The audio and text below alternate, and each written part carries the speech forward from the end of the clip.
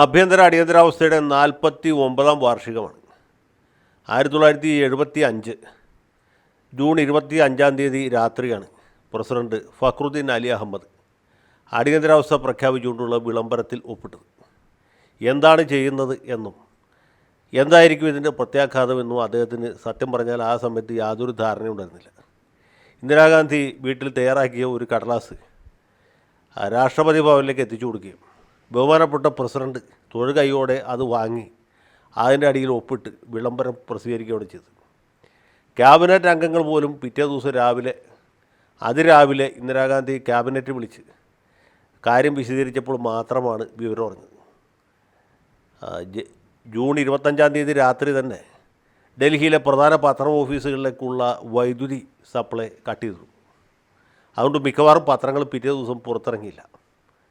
സർക്കാരിനെ അനുകൂലിക്കുന്ന ചില പത്രങ്ങൾക്ക് മാത്രമാണ് അന്ന് വൈദ്യുതി സൗകര്യം ലഭിച്ചുള്ളൂ. അന്ന് ഇന്നത്തെ പോലെ ജനറേറ്റർ സെറ്റുകളൊന്നും അത്രയും വ്യാപകമായിട്ടുണ്ടായിരുന്നില്ല. രണ്ടാമത്തെ സംഗതി എന്ന് വെച്ചാൽ ആ രാത്രിയിൽ തന്നെ പ്രധാനപ്പെട്ട രാഷ്ട്രീയ നേതാക്കളെ, പ്രതിപക്ഷ നേതാക്കന്മാരെ എല്ലാം തൂത്തുപറക്കി അറസ്റ്റ് ചെയ്തു. അറസ്റ്റ് ചെയ്യാനുള്ള ആളുകളുടെ പട്ടിക കുറച്ച് ദിവസം മുമ്പ് തന്നെ തയ്യാറാക്കിയിരുന്നു. ദേശീയ അടിസ്ഥാനത്തിൽ തയ്യാറാക്കിയിരുന്നു, പ്രാദേശിക അടിസ്ഥാനത്തിലും തയ്യാറാക്കിയിരുന്നു. അപൂർവം ചിലർ മാത്രമാണ് ഈ സർക്കാരിൻ്റെ വല പൊട്ടിച്ച് പുറത്തു പോയത്. അതിലേറ്റവും പ്രധാനപ്പെട്ട ആൾ ജോർജ് ഫെർണാണ്ടസ് ആയിരുന്നു. പിന്നെ നമ്മുടെ LK അദ്വാനി, ജനസംഘ നേതാവായിരുന്ന നാനാജി ദേശ്മുഖ്, ഇങ്ങനെ കുറച്ച് പേര് പിടി കൊടുക്കാതെ രക്ഷപ്പെട്ടു. പിന്നെ നമ്മുടെ സുബ്രഹ്മണ്യ സ്വാമി, അദ്ദേഹത്തെ പിടി കിട്ടിയതേ ഇല്ല, പുള്ളി ഒറ്റ പോക്ക് പോയി കളഞ്ഞു. പിന്നെ വിദേശത്താണ് പൊങ്ങിയത്. അങ്ങനെ വളരെ കുറച്ച് പേരൊഴിച്ച് ബാക്കി എല്ലാ നേതാക്കന്മാരും തൂത്തുപറക്കി പോലീസ് പൊക്കി. അവരെല്ലാവരും മിസ ഉപയോഗിച്ച് തടവുകാരായിട്ട് ജയിലിൽ അടച്ചു.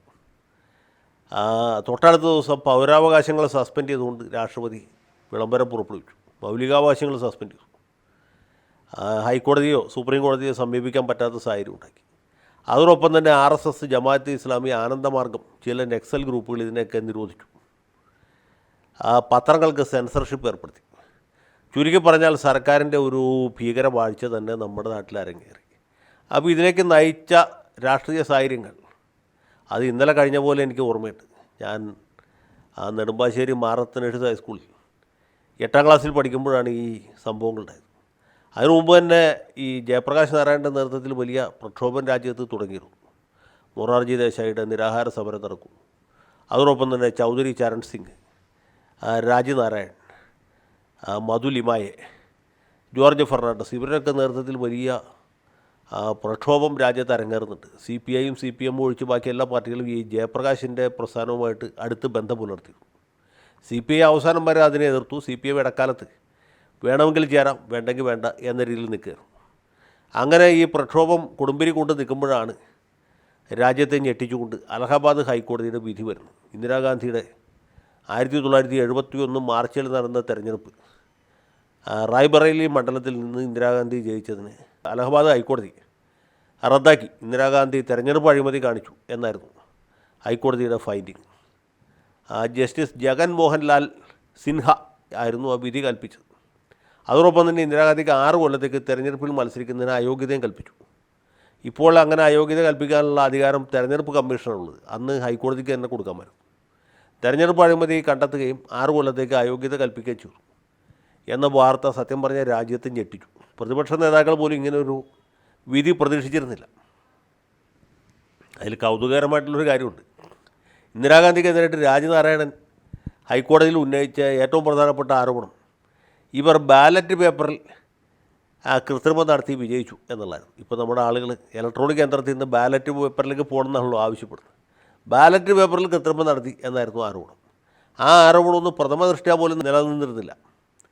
മറ്റ് പല ആരോപണങ്ങളും ഉന്നയിച്ചിരുന്നു. ഈ പശുവും കിടാവും എന്നുള്ളത് മതപരമായൊരു ചിഹ്നമാണ്, അതിൻ്റെ അടിസ്ഥാനത്തിൽ ഇന്ദിരാഗാന്ധി തിരഞ്ഞെടുക്കപ്പെട്ടത് തെറ്റാണ് എന്നതായിരുന്നു വേറൊരു ആരോപണം. അതുപോലെ തെരഞ്ഞെടുപ്പിന് വോട്ടർമാരെ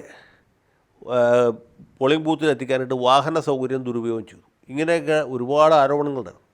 ഈ പ്രധാനപ്പെട്ട എല്ലാ ആരോപണങ്ങളും കോടതിയിൽ തള്ളപ്പെട്ടു. എന്നാൽ താരതമ്യേന നിസ്സാരമായ വളരെ വളരെ സാങ്കേതികമായ ചില ആരോപണങ്ങൾ മാത്രമാണ് തെളിഞ്ഞതായിട്ട് ഈ ജസ്റ്റിസ് സിൻഹ കണ്ടെത്തിയത്. അതിലൊന്ന്, പ്രധാനമന്ത്രിയായിരുന്ന ഇന്ദിരാഗാന്ധി തെരഞ്ഞെടുപ്പ് പ്രചരണത്തിന് വന്നപ്പോൾ സർക്കാരിൻ്റെ ഹെലികോപ്റ്റർ ഉപയോഗിച്ചു. ഇങ്ങനെയൊക്കെയുള്ള കാര്യങ്ങളായിരുന്നു. അത് തീർച്ചയായിട്ടും തെരഞ്ഞെടുപ്പ് അഴിമതിയുടെ പരിധിക്കകത്ത് വരുന്ന കാര്യവുമായിരുന്നില്ല. അപ്പോൾ ശരിക്കും പറഞ്ഞാൽ ഇദ്ദേഹത്തിൻ്റെ ഈ വിധി നിലനിൽക്കാൻ സാധ്യമല്ലാത്ത ഒന്നായിരുന്നു. അത് സുപ്രീം കോടതിയിൽ പോയാൽ തീർച്ചയായിട്ടും ആ വിധി അസ്ഥിരപ്പെടുകയും ഇന്ദിരാഗാന്ധിയുടെ തെരഞ്ഞെടുപ്പ് ശരിവെക്കുകയും ചെയ്തു. ഇന്ദിരാഗാന്ധിയുടെ വക്കാലത്ത് പൽക്കിവാലക്കായിരുന്നു സുപ്രീം കോടതിയിൽ. പൽക്കിവാല വളരെ ആത്മവിശ്വാസത്തോടെ ഈ കേസ് ഏറ്റെടുക്കുകയും ഇന്ദിരാഗാന്ധിയുടെ സ്റ്റേ പെറ്റീഷൻ ശക്തമായിട്ട് വാദിക്കുകയും ചെയ്തു. പക്ഷേ നമ്മുടെ വി ആർ കൃഷ്ണയ്യരുടെ മുമ്പിലാണ് പരിഗണനയ്ക്ക് വന്നത്. കൃഷ്ണയ്യർക്ക് വേണമെങ്കിൽ ഇതിൽ അൺകണ്ടീഷണൽ സ്റ്റേ കൊടുക്കാമായിരുന്നു. അത്ര ദുർബലമായൊരു വിധിയാണ് ഈ ജസ്റ്റിസ് സിൻഹ പുറപ്പെടുവിച്ചത്. പക്ഷേ കൃഷ്ണയ്യർ ആൾ വീരനായതുകൊണ്ട് ഇത് ശരിക്കും കൂലങ്കഷമായി പരിശോധിച്ച് ഒരു കണ്ടീഷണൽ സ്റ്റേ ആണ് കൊടുത്തത്. അൺകണ്ടീഷണൽ സ്റ്റേ കൊടുത്തില്ല. അൺകണ്ടീഷണൽ സ്റ്റേ കൊടുത്തിരുന്നെങ്കിൽ രാജ്യത്തിൻ്റെ ചരിത്രം വേറൊരു രീതിയിലായി പോരും. അല്ലെങ്കിൽ സ്റ്റേ കൊടുക്കാതിരുന്നെങ്കിൽ അപ്പോഴും വിധി വേറൊരു രീതി അല്ല, രാജ്യത്തിൻ്റെ ചരിത്രം വേറൊരു രീതിയിലായി പോയത്. പക്ഷേ രണ്ടും സ്വാമി ചെയ്തില്ല. പുള്ളി ചെയ്തതെന്ന് വെച്ചാൽ ഒരു കണ്ടീഷണൽ സ്റ്റേ കൊടുത്തു. അത് ഇന്ദിരാഗാന്ധിക്ക് പാർലമെൻറ്റിൽ ഹാജരാവാം, പ്രധാനമന്ത്രി ആയിരിക്കുന്നതിന് തടസ്സമൊന്നുമില്ല. പാർലമെൻറ്റിൽ ഹാജരാകാം, പക്ഷേ വോട്ട് ചെയ്യാൻ പറ്റുകയില്ല. പാർലമെൻറ്റ് അംഗം എന്ന രീതിയിൽ ശമ്പളം പറ്റാനും സാധിക്കുകയില്ല. ഇത്രയായിരുന്നു ഇടക്കാല ഉത്തരവ്. അത് വന്നതിൻ്റെ തൊട്ടടുത്ത ദിവസമാണ് അടിയന്തരാവസ്ഥ പ്രഖ്യാപിച്ചത്. ഈ കോടതി വിധി എതിരാവുകയാണെങ്കിൽ എന്ത് ചെയ്യണം എന്നുള്ളതിനെക്കുറിച്ച് ഇവർ ഏകദേശം ഒരു ധാരണയിലെത്തിയിരുന്നു. ഇന്ദിരാഗാന്ധിക്ക് ദുരുപദേശം നൽകിയത് സത്യം പറഞ്ഞാൽ സിദ്ധാർത്ഥ ശങ്കർ റായാണ്. അന്നത്തെ സുപ്രീം കോടതിയിലെ പ്രമുഖ അഭിഭാഷകനും ബംഗാൾ മുഖ്യമന്ത്രിയുമായിരുന്നു ഈ സിദ്ധാർത്ഥ ശങ്കർ റായ്. അദ്ദേഹത്തിൻ്റെ ഉപദേശപ്രകാരം സഞ്ജയ് ഗാന്ധിയുടെ ഒരു ബുദ്ധിമുട്ടായിരുന്നു. സഞ്ജയ് ഗാന്ധി, ആർ കെ ധവാൻ മുതലായ ആൾക്കാരെ കൂടി ചേർന്ന് ഇന്ദിരാഗാന്ധി സത്യത്തിൽ ഒരു വഴിക്കാക്കുകയാണ് ചെയ്തത്. അങ്ങനെ അടിയന്തരാവസ്ഥ പ്രഖ്യാപിച്ചു. പ്രതിപക്ഷ നേതാക്കളെ അറസ്റ്റ് ചെയ്തു, പത്രങ്ങൾക്ക് സെൻസർഷിപ്പ് ഏർപ്പെടുത്തി. സത്യത്തിൽ ഇതൊന്നും ചെയ്യേണ്ടിയിരുന്നില്ല. അവർക്ക് തൽക്കാലത്തേക്ക് ഈ ഇടക്കാല ഉത്തരവിൻ്റെ അടിസ്ഥാനത്തിൽ പ്രധാനമന്ത്രിയായിട്ട് തുടരാമായിരുന്നു. അതിന് പകരം ഈ നേതാക്കന്മാരെയൊക്കെ അറസ്റ്റ് ചെയ്യുകയും അടിയന്തരാവസ്ഥ പ്രഖ്യാപിക്കുകയും സെൻസർഷിപ്പ് ഏർപ്പെടുത്തുകയും ചെയ്തുകൊണ്ട് എന്ത് പറ്റുമെന്ന് വെച്ചാൽ വിദേശത്ത് ഇവരുടെ പ്രതിച്ഛായയ്ക്ക് വലിയ മങ്ങലുണ്ടായി. മുമ്പ് തന്നെ പാശ്ചാത്യ സർക്കാരുകൾക്ക്, പാശ്ചാത്യ ഭരണകൂടങ്ങൾക്ക്, പാശ്ചാത്യർക്ക് പൊതുവിലും മാധ്യമങ്ങൾക്ക് പ്രത്യേകിച്ചും ഇന്ദിരാഗാന്ധിയോട് വലിയ കലിപ്പൻ. പാകിസ്ഥാനെതിരായിട്ട് യുദ്ധം ചെയ്തതും ഇന്ത്യ പൊക്രാനിൽ അണുപരീക്ഷണം നടത്തിയതും ഒന്നും ഇവർക്ക് തീരെ സഹിച്ചിരുന്നില്ല. അതുകൊണ്ട് അവരെ എങ്ങനെ താഴ്ത്തിക്കെട്ടാം, എങ്ങനെ മോശക്കാരിയാക്കാം എന്ന് ഇവർ മത്സരിച്ച് ശ്രമിച്ചുകൊണ്ടിരിക്കുന്നതിനിടയ്ക്കാണ് അടിയന്തരാവസ്ഥ പ്രഖ്യാപിച്ചത്. അതുകൊണ്ട് ഇന്ദിരാഗാന്ധി വലിയൊരു ഏകാധിപതിയായിട്ട് ചിത്രീകരിക്കപ്പെടുകയും അവരുടെ പൊതുജന മധ്യത്തിലുള്ള പ്രതിച്ഛായയ്ക്ക് വലിയ മങ്ങലേൽപ്പിച്ചു. അത് നാട്ടിനുള്ളിലും വലിയ അപ്രീതി വിളിച്ചു വരുത്തി. ഇന്ദിരാഗാന്ധിക്ക് പറ്റിയ ഏറ്റവും വലിയ അബദ്ധം ഇതുമായിരുന്നില്ല. അടിയന്തരാവസ്ഥ പ്രഖ്യാപിച്ചാലും കുഴപ്പമുണ്ടായിട്ടില്ല. കുറച്ച് ദിവസം കഴിഞ്ഞ് ഈ നേതാക്കന്മാരെ വിട്ടാൽ മതിയായിരുന്നു. അതിന് പകരം ഇവർ ഭരണഘടന തന്നെ ഭേദഗതി ചെയ്തു. ഇന്ത്യൻ ഭരണഘടന ഭേദഗതി ചെയ്തിട്ട് ഇന്ദിരാഗാന്ധി, ഈ പ്രസിഡന്റ്, പ്രധാനമന്ത്രി, ലോക്സഭാ സ്പീക്കർ മുതലായവരുടെ തെരഞ്ഞെടുപ്പുകൾ ഒരു കോടതിയിലും ചോദ്യം ചെയ്യാൻ പറ്റുകയില്ല എന്ന രീതിയിൽ പൂർവ്വകാല പ്രാബല്യത്തോടെയും ഒരു നിയമം പാസാക്കി. ഭരണഘടനാ ഭേദഗതിയിലൂടെ ഈ തെരഞ്ഞെടുപ്പ് കേസിലുണ്ടായ കളങ്കം മാച്ചുകളെയും തയ്യാറായി. അതാണ് ഏറ്റവും വലിയ അബദ്ധമായത്. കാരണം ഇന്ദിരാഗാന്ധിക്ക് വേണ്ടിയിട്ട് ഭരണഘടന ഭേദഗതി ചെയ്ത് കോടതി വിധി ഇല്ലായ്മ ചെയ്തു എന്നുള്ളതാണ് അതിൻ്റെ ആത്യന്തികമായിട്ടുണ്ടായ ഫലം. നേരെ മറിച്ച് ഈ ഉള്ള തെളിവിൻ്റെ അടിസ്ഥാനത്തിൽ സുപ്രീം കോടതിയിൽ ഫലപ്രദമായിട്ട് വാദിച്ചിരുന്നെങ്കിൽ അപ്പോഴും അവർക്ക് സൂര്യശോഭയോടി തിരിച്ചു വരാൻ കഴിയുമായിരുന്നു. സുപ്രീം കോടതി തീർച്ചയായിട്ടും ഈ വിധി അസ്ഥിരപ്പെടുത്തുകയും ഇന്ദിരാഗാന്ധിയുടെ പാർലമെൻറ്റ് അംഗത്വം പുനഃസ്ഥാപിക്കുകയും ചെയ്തത്. കുറച്ച് നാളത്തേക്ക് ഈ വിധിയുടെ അടിസ്ഥാനത്തിൽ അവർ മാറി നിൽക്കുകയും അവർക്ക് വിശ്വസരായ ആരെങ്കിലും ഒരാളെ, അത് സുബ്രഹ്മണ്യമാകാം, അതല്ല സ്വരൺ സിംഗ് ആകാം, ജഗജീവൻ റാം ആകാം, ആരെങ്കിലും ഒരാളെ താൽക്കാലികമായിട്ട് പ്രധാനമന്ത്രി കസേരയിൽ ഇരുത്തിയാൽ മതിയായിരുന്നു. അതല്ല അവർ തന്നെ പ്രധാനമന്ത്രി ആയിരുന്നുകൊണ്ട് സുപ്രീം കോടതിയിൽ അപ്പീൽ വാദിച്ച് ജയിക്കാമായിരുന്നു. ഇതൊന്നും ചെയ്തില്ല. അതിന് പകരം ഈ ഭരണഘടനാ ഭേദഗതിയിൽ കൂടി വളഞ്ഞ വഴിക്ക് അധികാരം നിലനിർത്താനാണ് ശ്രമിച്ചത്. അത് വലിയ തിരിച്ചടിയായിട്ട് മാറി. ഇനി സുപ്രീം കോടതി വിധി അനുകൂലമായിട്ട് വന്നപ്പോൾ ഏതാണ്ട് 3-4 മാസത്തിനകത്ത് വിധി വന്നു. ആ സമയത്ത് അടിയന്തരാവസ്ഥ പിൻവലിച്ച് പഴയ മാതൃകയിലേക്ക് പോയാൽ മതിയായിരുന്നു. അത് ചെയ്തില്ല. അടിയന്തരാവസ്ഥയുടെ ഒരു ആനുകൂല്യം വെച്ചുകൊണ്ട് പാർലമെൻറ്റിൻ്റെ കാലാവധി ദീർഘിപ്പിച്ചു. പാർലമെൻറ്റിൻ്റെ കാലാവധി കഴിഞ്ഞിട്ട് തിരഞ്ഞെടുപ്പ് നടത്തിയില്ല. ആദ്യം 6 മാസം കിട്ടി, പിന്നെ 6 മാസത്തേക്ക് നീട്ടി, പിന്നെയും നീട്ടി. അങ്ങനെ അടിയന്തരാവസ്ഥ നീട്ടിക്കൊണ്ടുപോകാൻ ശ്രമിച്ചു. ആ സമയത്ത് ഈ വൈതാളികന്മാർ പല വിധത്തിലുള്ള കുണ്ടാമണ്ടികൾ ഒപ്പിച്ചു. സഞ്ജയ് ഗാന്ധിയുടെ നേതൃത്വത്തിൽ തുർക്കുമാൻ ഗേറ്റിലൊക്കെ വലിയ അതിക്രമങ്ങൾ നടന്നു. പോലീസ് വെടിവെപ്പുണ്ടായി. നിർബന്ധിത വന്ധ്യംകരണം പോലെയുള്ള പൈശാചികമായ നടപടികളുണ്ടായി. രാജ്യത്തെ മുഴുവൻ ആൾക്കാരും സർക്കാരിന് എതിരാകുന്ന ഒരു സാഹചര്യം ഉണ്ടായി.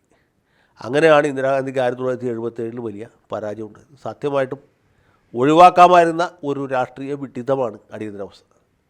അതിലൊരുപാട് പേർക്ക് ഒരുപാട് ത്യാഗങ്ങൾ സഹിക്കേണ്ടതായിട്ട് വന്നു. വലിയ മർദ്ദനമുണ്ടായി. നമുക്കറിയാം, എഞ്ചിനീയറിംഗ് കോളേജ് വിദ്യാർത്ഥിയായിരുന്ന രാജനെ ഉരുട്ടി കൊന്നത് പോലെയുള്ള സംഭവങ്ങൾ നമ്മുടെ കേരളത്തിൽ പോലും ഉണ്ടായി. ഇതിനേക്കാൾ വലിയ മനുഷ്യാവകാശ ലംഘനങ്ങളാണ് മറ്റ് സംസ്ഥാനങ്ങളിലുണ്ടായത്. ഉത്തർപ്രദേശിൽ, പശ്ചിമ ബംഗാളിൽ, ബീഹാറിൽ, മധ്യപ്രദേശിൽ, ഹരിയാനയിൽ, രാജസ്ഥാനിൽ, ദേശീയ തലസ്ഥാനമായ ഡൽഹിയിൽ വലിയ അതിക്രമങ്ങളുണ്ടായി. പോലീസ് ഉദ്യോഗസ്ഥന്മാർ അവർക്ക് തോന്നുന്ന പോലെ ചെയ്യാം, കോൺഗ്രസ്സുകാർ അവർക്ക് തോന്നുന്ന പോലെ ചെയ്യാം. ഇങ്ങനെ വലിയ ഒരു കരാള വാഴ്ച തന്നെ, കരാള ഭരണം ഈ നാട്ടിൽ ഭീകരവാഴ്ച അരങ്ങേറി.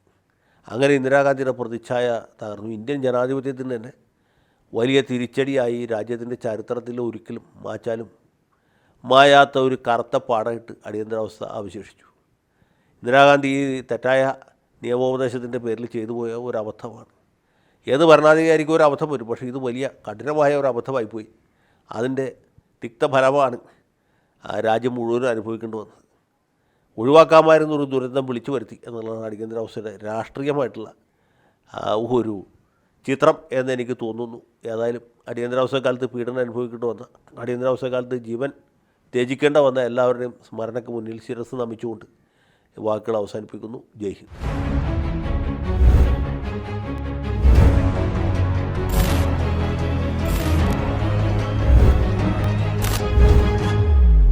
കൂടുതൽ വാർത്തകളും വിശേഷങ്ങളും നിങ്ങളിലേക്ക് എത്താൻ ABC മലയാളം സബ്സ്ക്രൈബ് ചെയ്യുക, ബെൽ ബട്ടണും അമർത്തുക.